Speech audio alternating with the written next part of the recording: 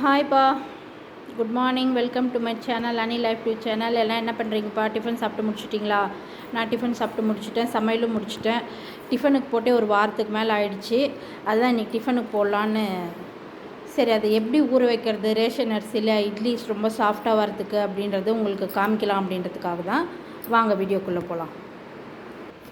இட்லிக்கு ரேஷன் அரிசியில் எப்படி ஊற வைக்கிறதுன்றது தான் உங்களுக்கு இன்றைக்கி சொல்ல போகிறேன். பாருங்கள், இந்த கிளாஸ் எவ்வளோ பெரிய கிளாஸ் எடுத்துக்கோங்க. இல்லை நீங்கள் எப்பயும் அளக்கிற கிளாஸாக இருந்தாலும் அது உங்களோட விருப்பம். பாருங்கள், நான் இதில் தான் எப்பயும் இட்லி கலந்து போடுவேன். இதில் 5 கிளாஸ் போடுவேன் நான். பச்சரிசி தனித்தனியாக போடுற மாதிரி தான் நான் ரெண்டுமே கலந்து வச்சுட்டேன். பாருங்கள், பச்சரிசியும் புழுங்கரிசியும் ரெண்டும் கலந்தே வாங்கிக்கிட்டேன். நான் ரேஷனில் வாங்கும் போதே அப்படி தான் வாங்கினேன். இட்லி அரிசி 10 கிலோ தான் போட்டாங்க, புழுங்கல் அரிசி. அதனால் அது 10 கிலோ, பச்சரிசி 10 கிலோ போட சொன்னால் ரெண்டுமே கலந்து போட்டுட்டாங்க. அதனால் நான் 5 கிளாஸ் அரிசி எடுத்திருக்கேன். இதில் பாருங்கள், 5 கிளாஸ் இட்லி அரிசி, பச்சரிசி இட்லி அரிசி ரெண்டுமே கலந்து 5 கிளாஸ் எடுத்துருக்கேன். இதுக்கு நம்ம இதில் 1 கிளாஸ் உளுத்தம்பருப்பு போடணும்.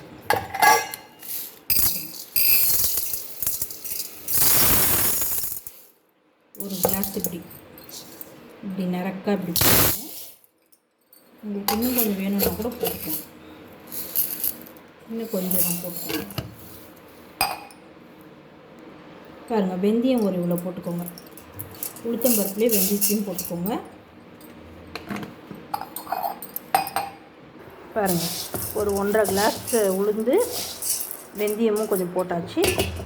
அரிசி பாருங்கள், ரெண்டுமே கலந்து வச்சுருக்கேன் இல்லையா, தெரியுதா உங்களுக்கு? இப்போ இதை என்ன பண்ணணுன்னா, நல்லா உப்பு போட்டு நல்லா தேய்ச்சி கழுவணும்.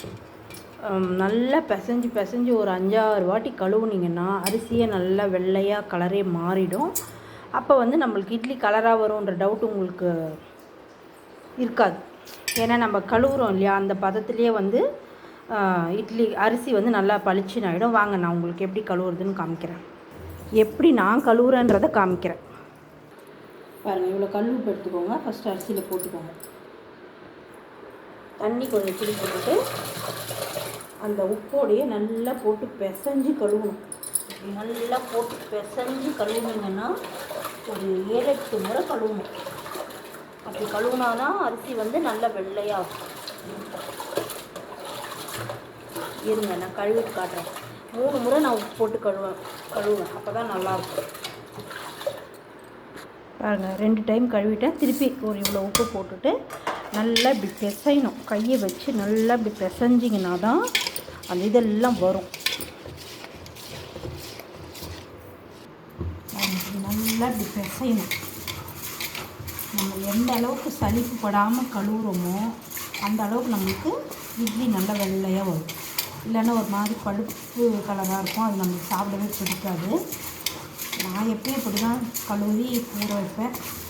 அதனால் உங்களுக்கு காமிச்சிட்ருக்கேன்.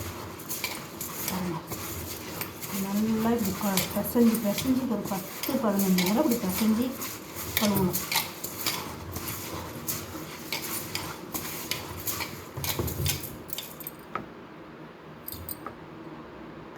பாருங்கள், நல்லா கழுவிட்டேன். பார்த்திங்களா, கலரே பாருங்கள் எப்படி ஆயிடுச்சு. ஃபஸ்ட்டு ஊற வைக்கும் போது கலர் எப்படி இருந்துச்சு, இப்போ எப்படி இருக்குது பாருங்கள். இது எதனால் இப்படி வருதுன்னா, நம்ம உப்பு போட்டு கழுவுறோம் இல்லையா, அதனால தான் இந்த கலர் நம்மளுக்கு அந்த அழுக்கெல்லாம் போயிட்டு எப்படி நம்மளுக்கு பளிச்சுன்னு இருக்குது. இன்னொரு விஷயம் என்னென்னா, நம்ம எப்படியோ மாதம் நம்ம மளிகை சாமானம் வாங்குறதே எப்படினாலும் ஒரு 6000 அப்படி ஆகிடுது. அதில் ஒரு 4 கிலோ புழுங்கரிசி வாங்கி போடுறது ஒன்றும் பெரிய விஷயம் இல்லை. இதில் ரேஷன் அரிசி நான் முக்கியமாக வாங்கி செய்கிறதுக்கு என்ன காரணம்னா, நம்ம சாப்பாட்டு அரிசியோ இல்லை இட்லி அரிசியோ நம்ம கடையில் நல்லா வெள்ளையாக நல்லா இருக்குதுன்னு நம்ம வாங்குகிறோம். எப்படியோ சாப்பாட்டுக்கு அதுதான் சாப்பிட்டாகணும். ரேஷன் அரிசி இப்போ பெரும்பாலும் யாரும் சாப்பிட்றதில்ல. சாப்பாடு செஞ்சு சாப்பிட்றவங்க சாப்பிட்றாங்க. இருந்தாலும் இப்போ பெரும்பாலும் மக்கள் ரேஷன் அரிசி சாப்பாடு பண்ணி சாப்பிட்றதில்ல. அதனால் நம்ம இந்த மூட்டை அரிசிங்கள்லேயே நம்ம வாங்கி சாப்பிட்டோம்னா கூட அதுலேயும் நிறைய சத்து கிடையாது. இது ஒரு சக்க மாதிரி தான் அது. ரேஷன் அரிசி நம்ம செஞ்சு சாப்பிடும்போது அதில் உண்மையாலுமே அதில் ஸ்ட்ரென்த் இருக்குது.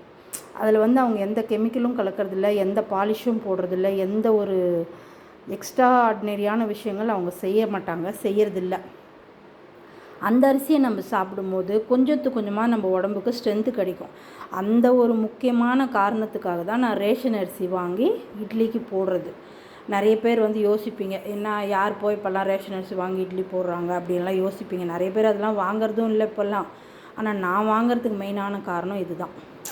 சாப்பாடு பண்ணி நம்ம சாப்பிட்லன்னா கூட இந்த மாதிரி நம்ம இட்லியோ தோசையோ ஊற்றி சாப்பிடும்போது நம்மளுக்கு அந்த ஸ்ட்ரென்த்து கொஞ்சம் நம்மளுக்கு கிடைக்கும். முக்கியமான விஷயம் அதுதான். நிறைய பேர் அதை ஒரு கேவலமாக நினைக்கிறவங்களும் இருக்காங்க. ரேஷன் அரிசி போய் நாங்கள் வாங்குறதா அப்படின்னலாம் யோசிப்பாங்க. அவங்களுக்கு நான் சொல்ல கிடையாது. ஒரு நடுத்தரமான எங்களை மாதிரி இருக்கிற குடும்பத்தில் இருக்கிற பெண்களுக்கு நான் சொல்கிறேன், முடிஞ்ச அளவுக்கு ரேஷன் அரிசி உங்கள் ரேஷனில் இட்லி அரிசி போட்டால் கண்டிப்பாக வாங்கி யூஸ் பண்ணுங்கள். நம்ம உடம்புக்கு அது ரொம்ப நல்லது. ஏன்னா இந்த கெமிக்கலில் உண்டான அரிசியே நம்ம சாப்பிட்டு நம்மளுக்கு அதில் எந்த ஸ்ட்ரென்த்தும் கிடையாது. அதனால் இதன் மூலியமாவது நம்ம உடம்புக்கு கொஞ்சம் ஸ்ட்ரென்த்து வரட்டுமே, கொஞ்சம் நல்ல அரிசி சாப்பிட்டா தான் நம்மளே ஒரு திருப்தி பட்டுக்கலாம் இல்லையா? அதுக்காக தான் நான் வாங்கி இதை செய்கிறது. இருங்க, உளுத்தம்பருப்பும் கழுவிட்டு வந்துடுறேன். பாருங்கள் ஃப்ரெண்ட்ஸ், கழுவிட்டேன். இது வந்து சாயந்தரம் வரைக்கும் ஊறணும், ஒரு 8 மணி நேரம் ஊறணும்.